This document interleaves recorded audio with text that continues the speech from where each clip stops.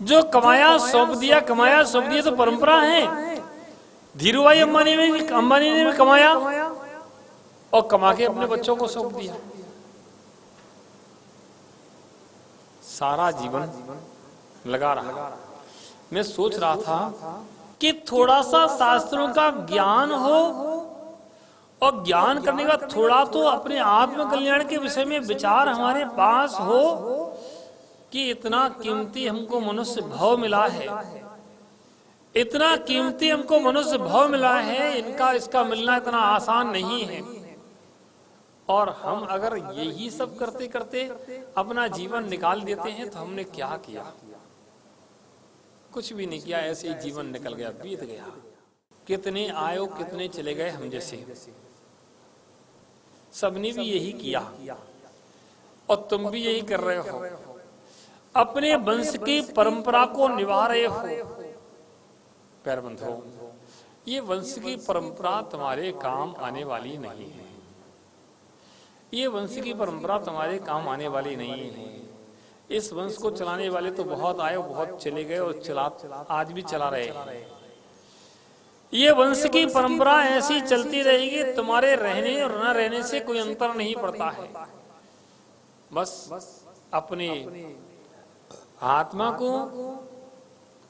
आत्मा को निर्मल करने की परंपरा जो है वह नहीं चल पा रही। जिसके मन में अपने आत्मा को निर्मल करने की परंपरा का भाव आ जाता है, या कहें जो अपने आत्मा के विषय में विचार करने लगता है, वह तो इस भव को, इस पर्याय को सार्थक कर लेता है। और जिसने केवल इतना ही सीखा है कि कमाओ और खाओ, तो कमाने और खाने की शिक्षा तो सभी जीव देते हैं।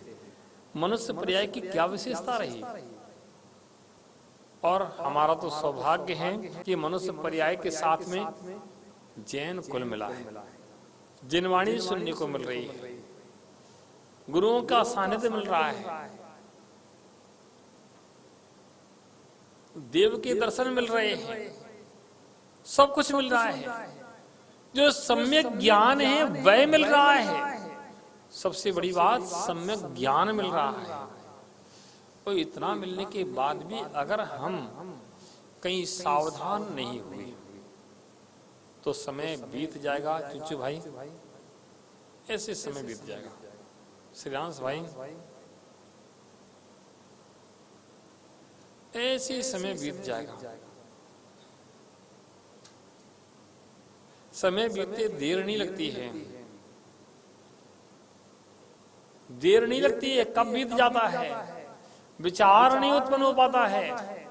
पहले बच्चे होते हैं, छोटे होते हैं, तो बस माँ की गोद में खेल रहे होते हैं। थोड़े बड़े हो जाते हैं, जमीन पर खेलने लगते हैं, धरती माँ की गोद में खेलने लगते हैं।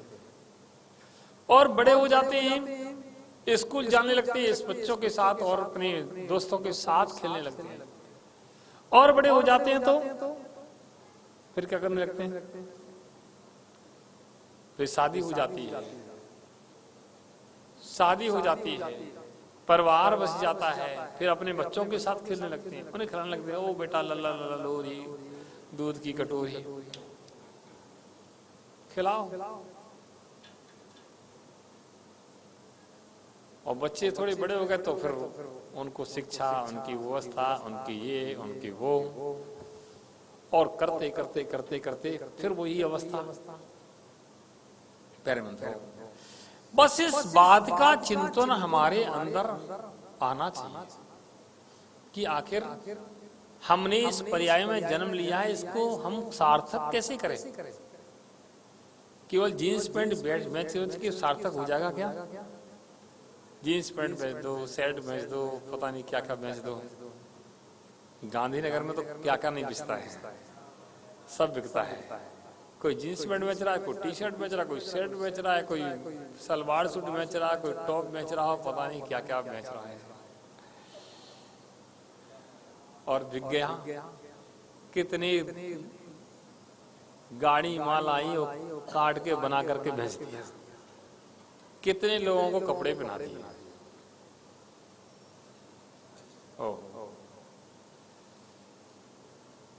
आचार्य पूजपा स्वामी कहते हैं, आयुर्वृद्धि च्योत्कर्ष हेतुम कालस्य निर्गमम वांछिताम धननाविष्टम जीवितात सुतराम धनम। आयुर्वृद्धि च्योत्कर्ष हेतुम कालस्य निर्गमम वांछिताम धननाविष्टम जीवितात सुतराम धनम। यह जीव आयुर्वृद्धि, आयु की वृद्धि को, उसको क्षय को, आयु के जो क्षय हो रहा है, आयु जो नष्ट हो रही है, और काल जो निकल रहा है, बीत रहा है, वांछिताम धन्नामिष्टम जीवतात सुतराम धनम। धन को, आयु को बढ़ने को, आयु को जो बीत रही है, आयु जो नष्ट हो रही है, उसको धन को बढ़ने का कारण मानता है। जैसे जैसे आयु बढ़ती है वैसे वैसे धन बढ़ता है। धन को कमाने में इतना प्रयासरत है कि उसको बोध ही नहीं है कि आयु बीत रही है, वह नष्ट हो रही है कि बढ़ रही है, आयु नष्ट हो रही है कि बढ़ रही है। अब 1 साल बाद मेरे पास इतना हो जाएगा, 2 साल बाद मेरे पास इतना हो जाएगा, 3 साल का मैं जब बड़ा हो जाऊंगा, 3 साल बड़ा हो जाऊंगा, 10 साल बड़ा हो जाऊंगा, 20 साल का हो जाऊंगा, 50 साल का हो जाऊंगा, पर मैं ऐसा हो जाऊंगा, इतना मेरे पास आ जाएगा। ये गणित लग रहा है कि आयु के साथ में धन बढ़ रहा है, वह अपने जीवन को नहीं देख रहा है। जीवतात सुतराम धनम, जीवन को नहीं देख पा रहा, जीवन को नहीं समझ पा रहा है, और सिर्फ धन को ही देख करके अपना सारा जीवन व्यर्थ कर रहा है। प्यारे बंधु, ऐसे इस जीव ने धन के लिए कितने श्रम किए, कितने पुरुषार्थ किए, कितने भवों में धन कमाया। शायद ही कोई भव होगा जिस भव में धन इकट्ठा ना किया। अब आपको महाराज धन नहीं इकट्ठा किया, ऐसी कौन सी मनुष्य में धन इकट्ठा करते हैं उनको और कहां करते हैं? तो ऐसा नहीं है, सब अपना धन इकट्ठा करते हैं। एक दृष्टांत मैंने कहीं पढ़ा था, एक चूहा था, चूहा एक साधु महात्मा की कुटिया में रहा करता था। तो साधु महात्मा जो मांग करके लेकर आते थे, खा लेते, बचता था उसको एक खूंटी पर टांग देते थे।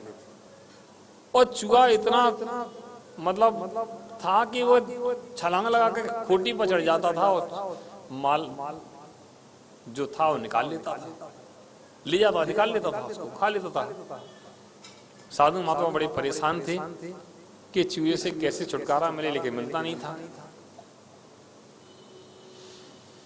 एक दूसरे महात्मा, साधु महात्मा उनसे मिलने आए और चर्चा कर रहे थे।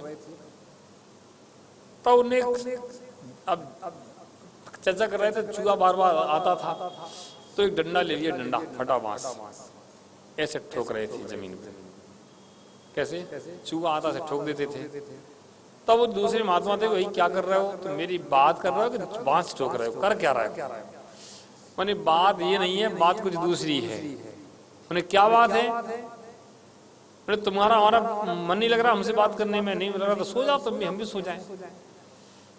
तो नहीं, बात ऐसी नहीं, बात कुछ और है।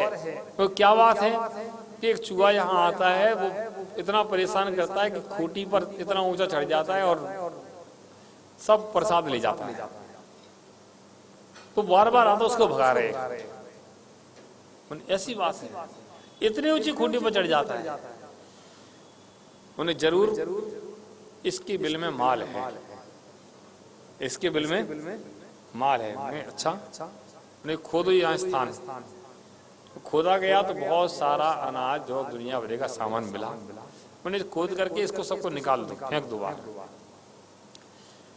जब उसको बाहर फेंक दिया, अगले दिन चूहा निकल के आया तो वो छलांगे ही लगा पाए। मैंने बस अभी छलांग नहीं लगा पाएगा, इसका धन का बल समाप्त हो गया।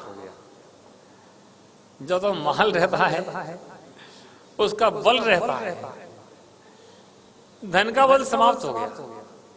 ओहो, धन का बल, मन बल, धन का भी बहुत बड़ा बल रहता है क्या भाई? रहता ही रहता है योगेश भाई।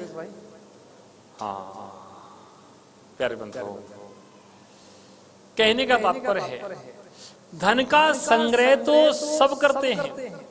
वर्तमान में कहा जाता है कि जिसके पास धन है, जिस श्रावक के पास धन है वही सब कुछ है। धन नहीं है तो कुछ नहीं है, धन नहीं है तो दो कौड़ी का नहीं, और साधु के पास धन है तो वो दो कौड़ी का नहीं। तो धन उनके पास, कहने का तात्पर्य है ठीक है श्रावक अवस्था में धन की आवश्यकता पड़ती है, लेकिन धन ही सब कुछ नहीं है। धन ही सब कुछ नहीं है। जिस धन से माध्यम से धर्म होता रहे, धर्म में सहयोग मिलता रहे, दान पूजा आदि में लगता रहे, वह धन तो तुम्हारा सार्थक है। और जो पूजा दान पूजा में धन नहीं लगता वह धन सार्थक नहीं हो सकता है। इसलिए यथार्थ में धन को दान आदि में भी लगाते रहना चाहिए, और सारा समय धन कमाने में नहीं लगाना चाहिए। थोड़ा सा समय अपने धर्म ध्यान में भी लगाना चाहिए, अपने आत्म कल्याण के भी विषय में विचार करना चाहिए। क्यों? क्योंकि इस मनुष्य देह का जो आज मिली है, आज मिली है, ये कल मिलेगी नहीं मिलेगी इसका भरोसा नहीं है। इस मनुष्य पर्याय को सार्थक करने के लिए विचार करना चाहिए और अपने जीवन को धन बनाना चाहिए। इन्हीं मंगल भावनाओं के साथ सबके लिए मंगल आशीर्वाद। जय बोलिए आचार्य कुशल सन्मति सागर जी महाराज की।